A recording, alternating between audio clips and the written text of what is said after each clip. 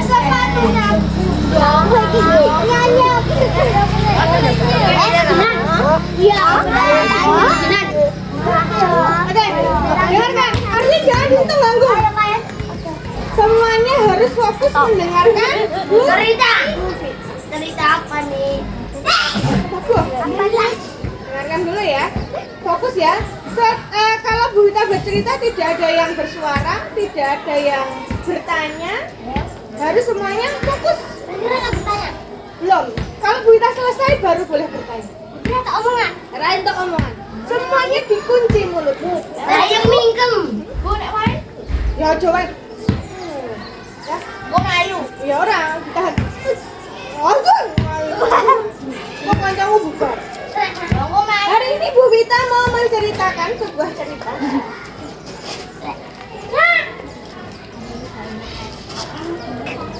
Ceritanya tentang hewan. Cerita tentang hewan. Kata. Hewan apa? Kata. Ini. Burung. Yang ini. Burung. Tokoh utamanya di sini adalah katak hijau ini bernama Ulu. Kata ulu. Bernama Ulu. Nanti Bu Wita akan cerita, nanti ditangkap ya pesannya apa dia. Oke. Dengarkan baik-baik. Dengarkan baik-baik, fokus ke Bu Wita. Ulu. Ulu seekor katak hijau sedang berdiri di pinggir kolam. Bayangke ya sambil gitu. Hari itu langit sangat gelap. Dan hari seperti itulah yang Ulu sukai. Jadi dia senang kalau langitnya itu gelap mendung. Tidak lama kemudian air mulai menetes perlahan-lahan dari langit. Hujan telah tiba. Ulu berteriak. Iya itu loh, tapi Ulu berteriak hujan telah tiba. Ulu pun mulai bersenandung sambil melompat-lompat mengitari kolam. Ia melihat semut yang kecil. Semut yang kecil sedang berteduh di balik bunga matahari. Ada semut yang berteduh di balik bunga matahari. Terus Ulu berkata pada semut, semut, hujan telah tiba, jangan bersembunyi. Semut menghela napas dan menatap Ulu dalam-dalam. Ulu, aku tidak suka dengan hujan. Kamu tidaklah lihat, tubuhku itu kecil. Air hujan akan menyeret aku dan menenggelamkanku di kolam. Aku tidak bisa berenang seperti kamu, makanya aku berteduh, kata semut seperti itu. Terus, Ulu juga berkata, makanya semut, kamu harus berlatih berenang. Aku sejak masih cebong sudah bisa berenang. Masa kamu nggak bisa? Berenang itu mudah, julurkan saja kakimu. Kemudian Ulu mencontohkan menendang-tendang kayak nek kodok berenang itu loh. Sambil tertawa Ulu melompat meninggalkan semut. Nggak bisa berenang malah berteduh. Semut hanya bisa menatap Ulu dengan kesal. Semut tidak dapat berenang karena dia berjalan. Ulu kembali berseru, hujan telah tiba, terus diendelok ikan. Woi ikan, aku sangat suka dengan hujan. Bagaimana denganmu? Kemudian Ulu berhenti di pinggir kolam, lalu dia bicara dengan ikan. Ikan kan di dalam air, terus dia ikan lagi mulutnya neng dhuwur banyu. Aku tidak dapat merasakan hujan Ulu.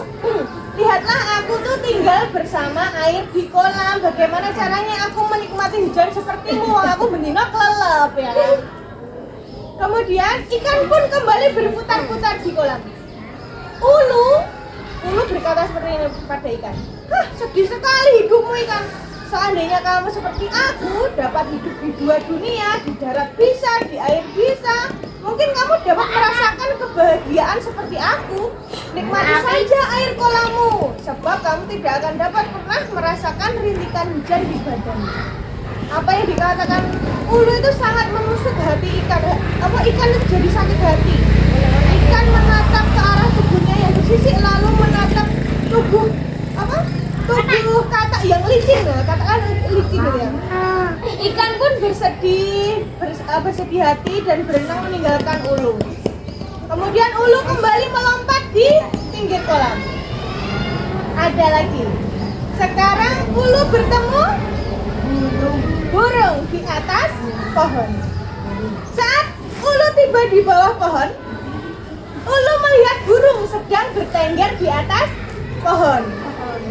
Burung itu sedang membersihkan bulunya. Ulu mengira burung juga seperti semut dan ikan tidak dapat menikmati hujan. Jadi siap-siap Ulu siap-siap meledek lagi. Burung, kenapa tidak mau keluar dan menikmati hujan?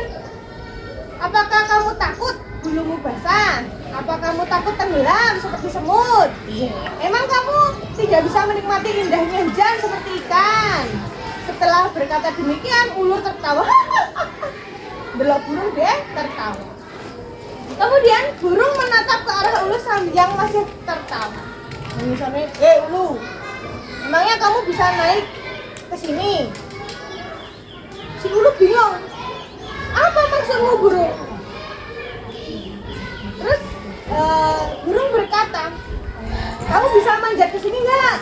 Enggak, kata burung.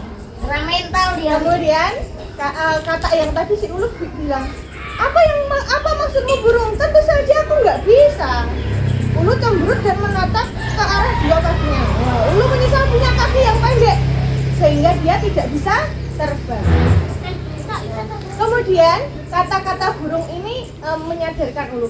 Ulu, tidakkah kamu tahu bahwa Allah membuat kita dengan keunikan yang berbeda-beda? Aku tidak bisa berenang sepertimu dan ikan, tapi aku bisa terbang di langit. Burung kembali berkata dengan bijak, itulah yang kumaksud Ulu, kita masing-masing memiliki kelebihan sendiri-sendiri. Semut tidak bisa berenang sepertimu, tapi dia bisa menyusup ke tempat-tempat yang kecil. Ikan tidak dapat melompat sepertimu, tapi dia bisa bernafas di dalam air. Kamu tidak seharusnya menghina mereka. Kemudian Ulu menyadari tindakannya itu salah. Diam-diam Ulu berpikir bahwa tindakannya itu tidak benar. Ia seharusnya tidak menyombongkan kelebihan dan menghina teman-temannya. Kemudian Ulu meminta maaf kepada burung, meminta maaf kepada semut dan ikan karena selama ini sudah menyinggung perasaan. Tepuk tangan dulu. Apa pesan yang bisa dipetik dari cerita tadi? Tidak boleh menghina. Tidak boleh sombong. Semua makhluk diciptakan dengan berbeda. Setiap makhluk diciptakan dengan berbeda, dengan kelebihannya masing-masing, dengan kecerdasannya masing-masing. Nah, misalnya kancamu ora iso maca, Melayu banter banget, boy. Itu kecerdasan yang berbeda. Ada yang cerdasnya olahraga, ada yang pinternya matematika, ada yang pinternya membaca, ada yang pinternya menulisnya rapi, ada yang pinternya gambar, ada yang pinternya mewarnai, dia bagus banget gitu. Jadi harus menghargai semua kelebihan masing-masing dan tidak boleh sombong. Paham? Ceritanya seru apa tidak? Bisa mau diceritakan lagi ya? Kita carikan cerita yang banyak. Ya. Oke, lanjut. Hari ini kita mau berbangsa.